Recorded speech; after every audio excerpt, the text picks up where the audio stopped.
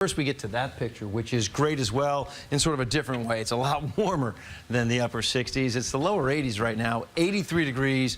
You have that beautiful blue sky with sunshine overhead. Your relative humidity is so low. It's just not, you know what? So low, not only do we not have a heat index or a feels like temperature, my buddy Maurice was saying it was kind of like a wind chill. The temperatures actually felt a little cooler than they were reading today. You maxed out at 87 and it felt like 86. Here's your Vortex satellite and radar. I'll show you that beautiful picture with that blue sky. You expect to see a Vortex radar and satellite with nothing on it, and that's what I'm showing you. It's all because big old high pressure system. Same one we had yesterday. It's budged itself a little bit to the east. It's anchored offshore though, and it's strong, it's in charge, it's really our dominant weather maker. But things will be changing as we look ahead, and here's the reason why. We've got a warm front, we've got a cold front, all anchored with a low pressure system, and all of this is off to our west.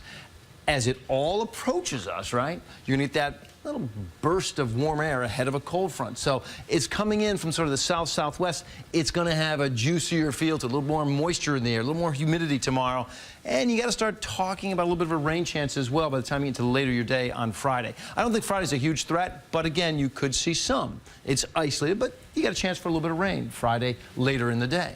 Then you get to Saturday. That cold front I showed you will make its way through the area. Not necessarily Saturday morning. This is sort of like just a little pop-up variety shower. It would be later in the day, and that's when I think you have your best chance to see the rain. And maybe you see that orange color, some pockets of heavy rain, certainly a possibility. It then pushes out, and then for your day on Sunday, it looks pretty nice out there. So if we get into all of the numbers, here's how we see them. You're going to have you're going to have a temperature of about 83 on Friday. So that's the heat I'm talking about, because it will eventually max out at around 88 degrees on Friday. Then you get to Saturday. It's going to be hotter still on Saturday. I think we're talking temperatures right around 90 degrees. I mean, maybe the 89, maybe 91, somewhere in between that for New York City. But you can see it's a hot day on Saturday. Then in comes the front. Sunday's temperatures maxing out in the upper 70s. So to wrap everything up for tonight, it's quiet. The humidity starts to creep up at 70 degrees. For your day tomorrow, you're looking at 88. More clouds. It's warm. It's muggy. That late day rain chance. It's a slight one, but it's out there. And then for Sunday, and Maurice and Christine and I were talking about what's it going to be like for the run. Well, the race for the cure.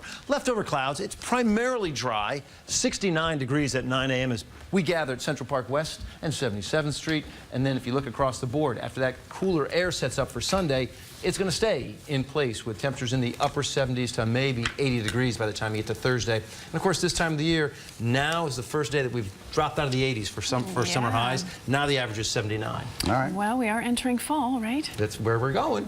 Thanks, Lonnie.